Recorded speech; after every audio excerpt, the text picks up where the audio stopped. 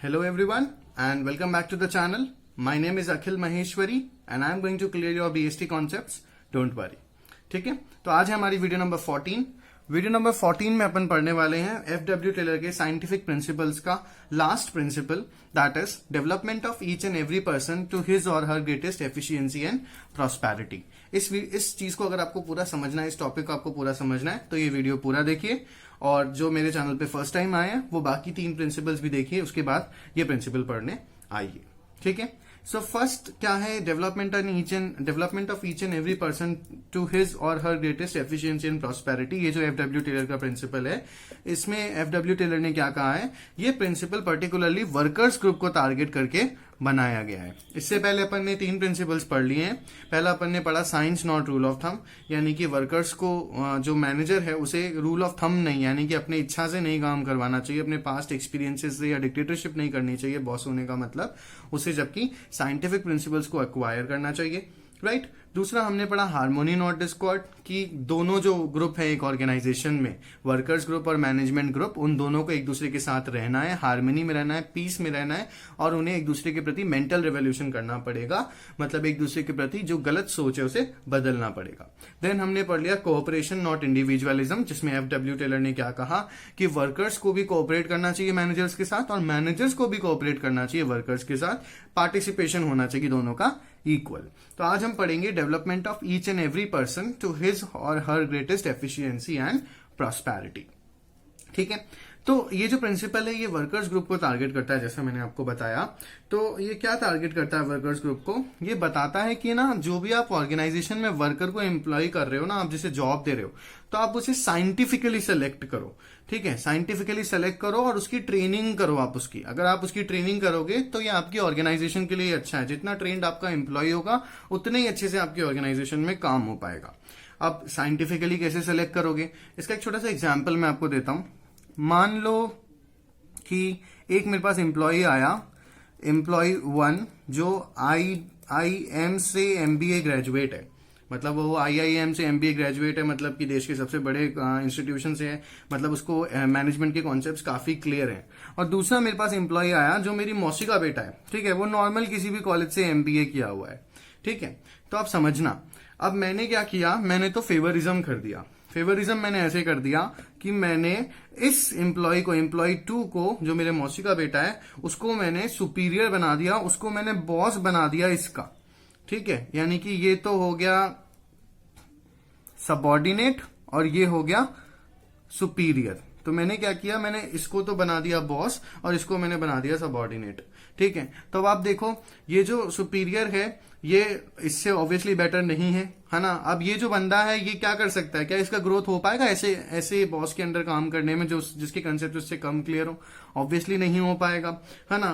तो ऑर्गेनाइजेशन में क्या होगा कि एज अ एम्प्लॉय ये क्या फील करेगा कि यहाँ क्या हो रहा है, नेपोटिज्म हो रहा है. नेपोटिज्म मतलब फेवरिज्म हो रहा है. जब आप, नेपोटिज्म का मतलब क्या होता है, जब आप अपने मनचाहे कैंडिडेट को फेवर करते हो और टैलेंट पर ना जाकर के आप रिलेशंस पर जाते हो. ठीक है, तो ये प्रिंसिपल ओवरऑल क्या कहता है कि ऑर्गेनाइजेशन में जब सिलेक्शन होता है एम्प्लॉयज का तो साइंटिफिकली होना चाहिए, है ना, नेपोटिज्म नहीं होना चाहिए. अब अगर इसमें साइंटिफिक होता तो क्या होता कि IIM वाले बंदे को बॉस बनाया जाता और इसको सबऑर्डिनेट बनाया जाता, नो मैटर ये मेरे मौसी का बेटा ही क्यों ना हो. ठीक है, तो ये प्रिंसिपल ओवरऑल क्या कहता है कि जब एक ऑर्गेनाइजेशन में आप ऑर्गेनाइजेशनल स्ट्रक्चर फॉर्म कर रहे हो, डिपार्टमेंट्स बना रहे हो, तो आपको फेवरिज्म नहीं करना है, नेपोटिज्म नहीं करना है. रेदर आपको क्या करना है, आपको एम्प्लॉय के टैलेंट के बेसिस पर, उनकी अंडरस्टैंडिंग के बेसिस पर आपको उन्हें काम देना है. ठीक है, तो सबसे पहले तो ये बताता है पर्सनल कॉम्पिटेंसीज को डेवलप करना है. पर्सनल कॉम्पिटेंसीज कब डेवलप होंगी, जब आप एक एम्प्लॉय को, जो वो उसकी डिजर्विंग पोजीशन है, आप उसे वो दोगे और आप उसे ट्रेनिंग दोगे. आया समझ में? इसका एक और एस्पेक्ट है, वो भी समझ लेते हैं. वो मैं आपको एक एग्जाम्पल से समझाता हूं कि मान लो स्कूल में एक मैथ्स के टीचर को हायर किया गया. अब मैथ्स का टीचर बहुत अच्छा है, उसके पास डिग्री भी है, उसके पास क्वालिफिकेशन भी है और उसके पास एक्सपीरियंस भी है. लेकिन क्या हुआ कि जब वो ऑर्गेनाइजेशन में आया, जब वो स्कूल के अंदर आया, क्लास लेने लगा, तो वो थोड़ा सा नर्वस हो गया. एंड बिकॉज स्टूडेंट्स की वजह से वो नर्वस हो गया. स्टूडेंट्स ने रिवर्स क्वेश्चन किया और वो नर्वस हो गया.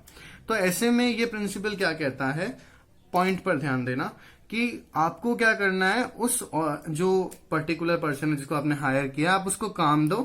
काम देने के बाद ना आप उसकी मिसिंग स्किल को ढूंढो कि उसमें क्या चीज की कमी है। स्किल्स तो है ही ऑब्वियसली उसमें, इसीलिए तो आपका एम्प्लॉय बना है, पर उसमें मिसिंग स्किल्स क्या है।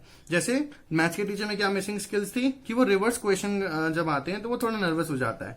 तो इस मिसिंग स्किल को आप क्या करो, आप इम्प्रूव कर दो, इम्प्रोवाइजेशन कर दो, उसकी ट्रेनिंग उसे प्रोवाइड कर दो। लाइक क्या हो सकता है, जब देखा गया कि है ना उसमें मिसिंग स्किल क्या है कि वो रिवर्स क्वेश्चन पर नर्वस हो जाता है एज अ टीचर, तो उसे पर्टिकुलरली बैठाया जाए, उसे बार बार रिवर्स क्वेश्चन कराया जाए, उसे सिखाया जाए कि भाई कैसे आंसर किया जाता है, तो वो क्या होगा, उसकी पर्सनल कॉम्पिटियंसी इंक्रीज हो जाएगी।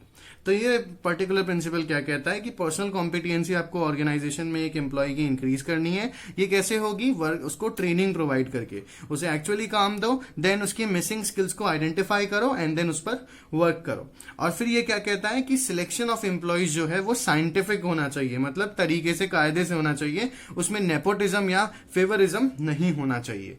ठीक है। देन ये क्या बताता है कि वर्क जो है, जब आप किसी को काम दे रहे हो तो उसके फिजिकल, मेंटल और इंटेलेक्चुअल केपेबिलिटीज, उसके यानी एम्प्लॉयज के फिजिकल, मेंटल और इंटेलेक्चुअल केपेबिलिटीज के अकॉर्डिंग होना चाहिए। ठीक है। जैसे मान लो कि लाइक एन एग्जाम्पल, मैं एक ऑर्गेनाइजेशन में एम्प्लॉय हूं, मेरा वेट है 60 kg और मुझे कुछ सामान उठाने को दिया गया है जो 80 kg का है, तो क्या मैं उसको कर पाऊंगा? मैं ऑब्वियसली उसको नहीं कर पाऊंगा। सो फिजिकल केपेबिलिटीज के अकॉर्डिंग, मेंटल केपेबिलिटीज के अकॉर्डिंग, कि मैं उस 60 kg का होते हुए भी उस 80 kg को लिफ्ट कर सकता हूं अगर मैं मशीन्स का यूज करूं या अगर मैं पुलेज एंड ऑल का यूज करूं तो। ठीक है। तो मेंटल केपेबिलिटीज के अकॉर्डिंग भी आपको काम देना है एंड उसकी इंटेलिजेंस के अकॉर्डिंग भी आपको उसे काम देना है। इंटेलेक्चुअल केपेबिलिटीज मतलब कि डायनेमिक होना चाहिए, यानी कि अगर कोई प्रॉब्लम आ जाती है तो उसमें कितनी इंटेलिजेंस है और वो कैसे संभाल सकता है, उस अकॉर्डिंग आपको उसे काम देना है। आपको ये होता है साइंटिफिक सिलेक्शन। आपको उसे नेपोटिज्म या फेवरिज्म नहीं करना है। तो ओवरऑल क्या बताया गया कि जितना आपका एम्प्लॉय स्ट्रक्चर एफिशिएंट होगा, जितने एम्प्लॉयज एफिशिएंट होंगे, अल्टीमेटली ऑर्गेनाइजेशन में भी उतनी ही एफिशिएंसी आएगी। आगे आपको समझ में। मिलता हूं मैं आपसे अगले वीडियो में। तब तक के लिए आप अपना ख्याल रखिए, पढ़ते रहिए, मेरे साथ बने रहिए, लाइक करो, सब्सक्राइब करो, शेयर करो और अगले वीडियो के लिए वेट करो। Thank you so much.